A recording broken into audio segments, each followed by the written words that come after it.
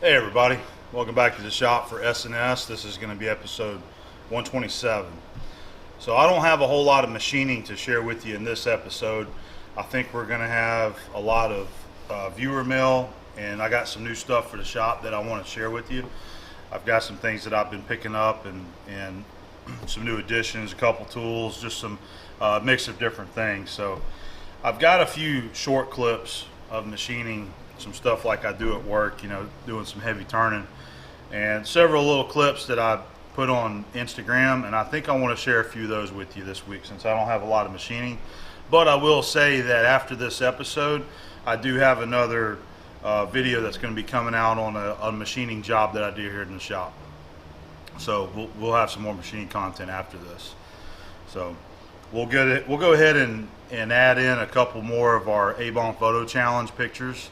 I still have several of those, and it's been a little while since I shared one. So, well, we showed Danny last week, but I've still got more in the file there, so we'll pull a couple of them out. And like I said, just share with you a couple things going on around the shop here and some new additions.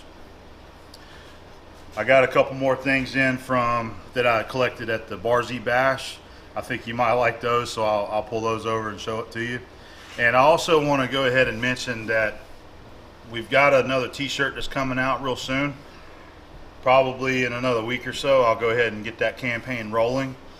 And I don't know, I've never seen any comments, but a couple videos back I had put one at the very end of the credits, sort of like a little teaser of what's coming. So I'll throw that again at the end of this video so you guys can kind of see what the t-shirt is about. It's another new design that I had come up with, or actually me and Quinn worked together on it. So I'd like to do that, and then after this t-shirt campaign, later in the year, just try to stagger them out some. I'd like to relaunch a couple of the other shirts I've done, the Shop Life shirts. I still have people asking me about that they would like to buy one. We got the Do You Indicate Bro shirt, and then we got the Shop Life Welder. So we'll come out with those again a little bit later for all those that's asked about it. Okay? So let's go ahead and get to some stuff. Do you even tap, bro? So I got me a couple big taps here from the Barzy Bash. Tom Lipton brought these things down there. It's some that he had collected, and he was trying to get rid of them, and I guess nobody there wanted them. I don't think anybody's wanting to pull these taps through something. But I wanted them, and I thought they would make a nice addition to the shop here. Just maybe even wall art or something like that. Make a great conversation piece, because these are just taps that you just don't ever see. So this one here is a 2 1/4 2, so 2 1/4 diameter, 2 threads per inch Acme. And then I'm gonna go ahead and set that down so it don't fall on me. This big one right here is a 3" 3, so 3" diameter, 3 threads per inch Acme. Pretty good size. All right, and then we got another big tap here that was Tom's also, and this is sort of an oddball size, 2 5/8 4, the Greenfield Tap and Die. So I remember Tom showing this one a while back on one of his Big Tool Smackdown videos, and it's got the hole all the way through it. But anyway, I wanted those taps, and one of our viewers that was there, Paul, he was very kind and offered to send these out here to me. So he took them home and he wrapped them up, and he mailed all 3 of them out there for me. So Paul, thank you very much for that. I really appreciate it. And we got some nice cool taps in here in the shop. So there's a couple more little goodies that I had been given at the Barzy Bash that I wanted to mention that I didn't mention last week. We got this nice little money clip. Now, I don't recall the viewer that gave me this, but this is his business here, Phantom Hydraulics. So thank you for that. And then we've also got this little nifty tool right here called the Rook. And this is something that's made by Andrew Padaka. And he's out there on, I know he's on Facebook, and known as the Tool Miser. And this is a tool that he builds himself. It's got a big magnet on the bottom, and it's for holding indicators. So I haven't figured out all the different ways that you can hold. Looks like you can put rods through there to hold indicators, or you can unscrew that and put that right through the lug mount on the back of a dial indicator, and just mount it that way. So he says it's kind of designed after he doesn't like the Mighty Mag, so he designed something that he likes to use, and that's this right here called the Rook. So we're going to try that out and see how it does around the shop. But Andrew, thank you very much. And if you are interested in one of these, visit him or go to his email, thetoolmiser@gmail.com. All right, the Rook. So here's a very nice viewer appreciation package that showed up, and this is from Bruce DeLimple. That's another one of the last names. It's a little hard to pronounce there. Looks like DeLimple from Manhattan Beach, California. And he's got a nice little tooling package that he threw together right here. And there's a lot of new old stock Niagara end mills right here. There's some Greenfield. We got a dovetail cutter there. We got some high-speed tool bits right here. Some these are VR Wesson tool bits, and we even got some welding end mills. I like these right here, man. These are those tin coated ones. Not this one here, but there's a few of them right here that have this tin coat. Just a nice looking end mill to me. And there's a few of those different sizes all right here, and a few carbide brazed on tool bits, and one little tiny shell mill that's new. And most all of these are new. There are a couple that I pulled out that look like they've been used. I believe that one, you can tell that one's been used a little bit. It looks like somebody was cutting some aluminum, but it's still like new. Another nice, really nice tooling package there for the shop. So thank you very much, Bruce, for these. I'll put these up with the rest of the end mills in the inventory, and we'll put them to good use around here. Thank you very much. Next little batch of goodies were sent in by Michael Frost, and he's from Coupeville, Washington. I just noticed that I spelled Coupeville wrong. There should be an E there. Sorry about that. But a couple of nice Starrett indicators, some old ones. This one's got a nice heavy weight to it. This lug back looked like somebody's made it and mounted it on there, but it works fine. It's just missing the crystal, but it could use a cleaning and maybe even replace that dial face on it. This one here works also. It's got a little bit of a stickiness to it, but it still works pretty good. Also, it needs it could use a crystal and some cleaning. And then he sent this armor here also. And what this is, this goes to the Starrett inspection stand. And I pulled one out that I had over on the box, and I know it's dirty and nasty, but I brought this down from my old shop, and I never did do anything with this one. I got a really nice one that's cleaned up in the Starrett box, but this one needs a good polishing. But there is an example there. That's just showing you where this goes right here, this arm, and your indicators go on the end of it right here. And you can adjust this in or out. You can move it anywhere you want to. And these are what my dad used to use for indicating on a lathe. He used to not ever use a Noga or any of those articulating arms. This is what my dad liked. You can adjust the center height pretty easy. So that's the little goodies from Michael. And I wanted to point something else out while we're talking about indicators. I'm going to send these over to Mark at MR Tool Repair. He was one of our event sponsors at the Bar Z Bash, and he was handing out these coupons, 15% off, one-time offer there. And I've used him before, and he does a good job. Fast turnaround, doesn't charge an arm or leg for it, and he works on all kind of tools, not just indicators, but he'll work on micrometers or any kind of precision metrology. So if you have anything like this that you would like to have repaired, give Mark a try. I promise you that you'll like his service.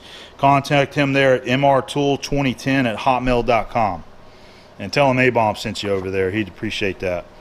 MR Tool Repair. So thanks, Michael, for the indicators. We're going to go ahead and let Mark do a little touch up on them and see how they come out later on, okay?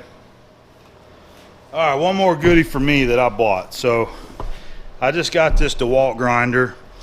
They were running a promotion, DeWalt was, through work, and they had some of their tools on sale. So they had this grinder. I went ahead and picked me up one, and I've been trying to add to the stash. Even though we've already got a few, I wanted to get another one. So I got a really good deal on this one right here.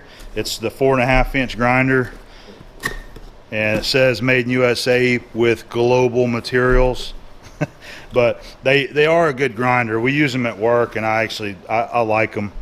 They're nice, and they seem to be nice and heavy duty. They got a heavy weight to it and plenty of power. So let's pull this sucker out. It looks just like that one I use at work. It's got a paddle switch, and then it's got the guard here that you can just spin it and click it where you need to. That's a nice little feature there. All right, so another nice little tool for the shop, and I'm trying to get to where I'll have a grinder for every different grinding wheel that I need. You know, a grinding wheel, a flap wheel, a wire wheel, a cutoff disc, and I won't be having to change wheels so often. This is for my friend over there at Smoky Ribs Barbecue, Russ Jones. He's over in Biloxi, Mississippi, and I've been watching his videos here recently, and he turned me on to this stuff right here called Frog Bone. So they got Cajun seasoning, and we got the Cajun seafood boil there, and he claims that this is some excellent stuff. My seafood boil, I always like to use Swamp Fire. Swamp Fire is excellent, tastes great, and usually for the Cajun season, I've always used Tony's. And Russ recommended this, so I thought I would go ahead and try it. So that's what I did. I got on iburn.com and ordered some. They got all kind of stuff on there, and I even picked up I tried some of this too. This is some pork and chicken rub called Secret Weapon, Oak Ridge Barbecue. So I'm gonna give that a try. But some good stuff. Check out iburn.com if you want to get some of this for yourself and give it a try. And don't forget, check out Russ's YouTube channel. He's got some good content over there. We're going to go ahead and get to a couple of our photo challenge entries, and I'll go ahead and start with one. He submitted it a while back in February. So this is from German Cordal, and maybe he pronounces German different than I would, German maybe, I'm not sure. But he is in Buenos Aires, Argentina, and on YouTube he's known as Chevy 250 SS. He's been a long time subscriber and commenter. I recognize his name from a lot of the video comments.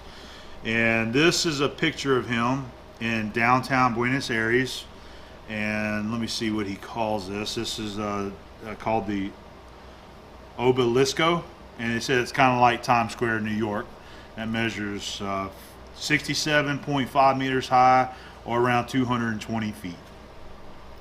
And he loves the channel, loves the projects and everything that we bring to the channel there. And he says he likes to spend all of his extra money on tools and equipment, and he loves to restore cars and motorcycles. So thank you, German, for your submission. I'm sorry that it took so long to get to it, but I sure enjoyed the pictures. Thank you. So our next photo challenge entry, this comes to us from Mark Schuster Jr., and he is from Pocahontas, Illinois. And the pictures is, got a nice picture of them wearing his A-Bomb 79 t-shirt, and I'll tell you about what he's sharing with us. He said these are pictures. He works for he's a machinist for a gas company, and these pictures are V12 Ingersoll Rand natural gas compressor. 660 horsepower, 430 RPM, and he says one of 3 V12s that they have, and they also have 3 V8s. And these compressors are used to compress natural gas 1,500 foot down into a storage field that's about 14,000 acres underground. He says it used to be, it's an ancient aquifer. They found it back in the 1950s. So he goes on to tell me about some other machinery and things like that, and a lot of good stuff there, Mark. I really appreciate the letter, and I need to follow up with you on this. I put it over in my file and didn't get back with you on it, but really cool pictures there. Thank you for sharing them. That's definitely some big stuff right there, man. Look at the size of those pistons and them connecting arms laying there. That's some big stuff. And then that's a good shot of the entire engine there, or compressor put together. So thank you very much, Mark. Thanks for sending them in. Okay. Thought I'd show you guys my new outdoor cook stove that I just got. This is something that was recommended to me by one of my viewers. I believe it was Shadow Dog 500 that had commented and told me about this Camp Chef 2-burner stove that you can get on Amazon. I actually picked mine up at Gander Mountain here locally.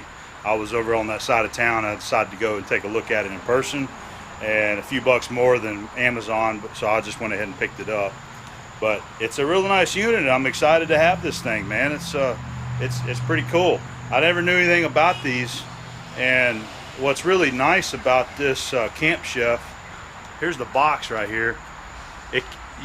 They make other accessories like a grill box, a griddle, and a pizza oven that you can just set right on top of the thing right there. You know, so it's like modular. You just set them on there and use the burners to heat up the other things. It's got some really nice cast aluminum burners in there, 30,000 BTU burners, and they work pretty good. This all kind of came about because of that crappy burner that was on the grill that I was using the other day. So we'll go ahead and light it up.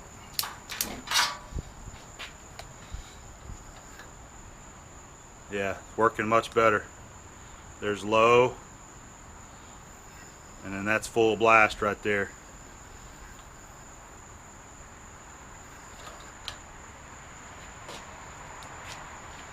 So not a bad little system. I like it.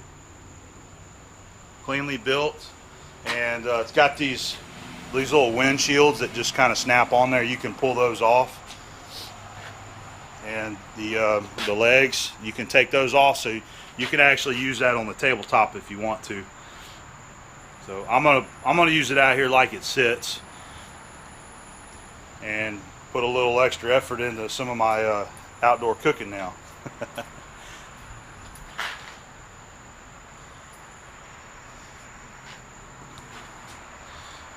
So just one of my little toys that I just picked up, and I wanted to share that with you. I was pretty excited about it, so I'm gonna get out here today and try it out, see how it does.